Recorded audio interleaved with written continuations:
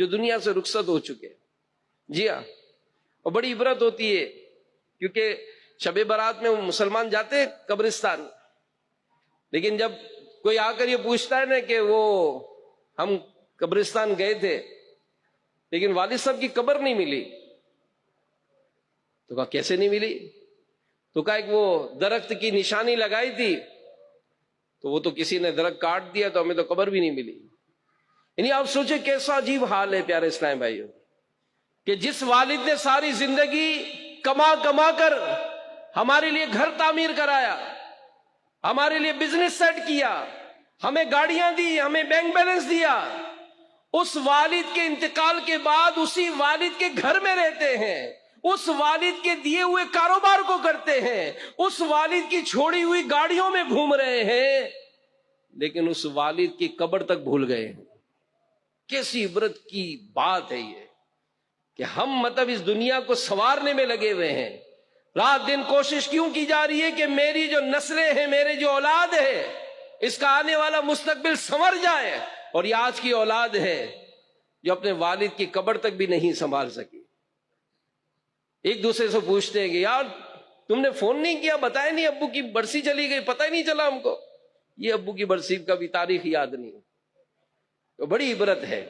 تو خاص کر اس رات اپنے مرحومین کو یاد کیجئے.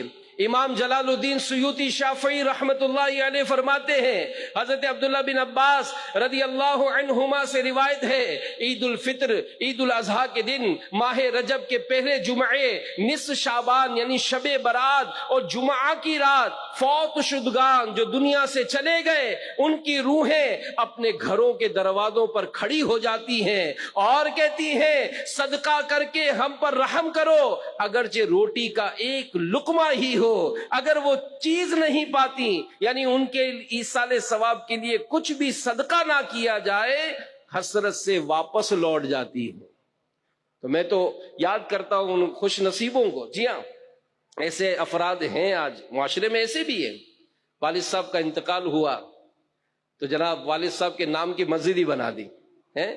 کیسا زبردست کام کیا کہ اب قیامت تک اس مسجد میں سجدے ہوتے رہیں گے اور اس کا ثواب میرے والد صاحب کو ملتا رہے. والدہ کے نام کی مسجد بنا دی, قیامت تک اس مسجد میں سجدے ہوتے رہیں گے, میری والدہ کو اس کا ثواب ملے گا. ہمارے رکن شورا عبدالحبیب بھائی کسی کے گھر پہ گئے, ان کی والدہ کی برسی تھی, ان سے ایک بات کی. کیا بات کی؟ پوچھا کہ آپ اپنی والدہ کی برسی کیسے مناتے ہیں؟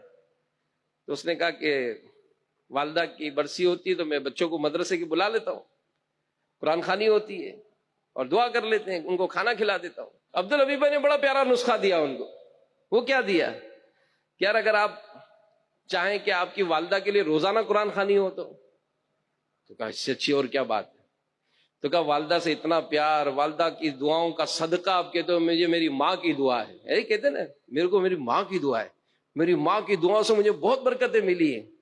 تو کہا کہ آپ کی والدہ کے ایصال ثواب کے لیے آپ کے محلے کا ہی کوئی مدرسہ دیکھو, کسی شہر کے مدرسے کا خرچہ, دعوت اسلامی 5,500 مدرسے چلا رہی ہے, ایک مدرسہ ہی لے لو, 50,000 60,000 لاکھ جو اللہ نے توفیق دی ہے مہینے کا خرچہ ہوتا ہے. یار اس کا خرچہ مجھ سے لے لینا, بس اس مدرسے میں جتنا قرآن پڑھا جائے گا نا میری ماں کو ثواب ملے گا. تو اس نے کہا بات تو بڑی زبردست کی ہے. تو عبدالحبیب بھائی نے کہا کہ یہ مدرسے, اس نے کہا ٹھیک ہے, یہ 70,000 روپے مہینے کا جو مدرسہ ہے نا یہ میری ماں کے لیے, میں اس کے پیسے میں دوں گا ہر مہینے. فوراً انہوں نے کوشش کی, یار والد صاحب کے لیے, والد صاحب بھی تو چلے گئے, تو کھاتے پیتے تھے ماشاءاللہ. انہوں نے پھر 1,00,000 روپے مہینے کے خرچے والا مدرسہ والد صاحب کے لیے لیا.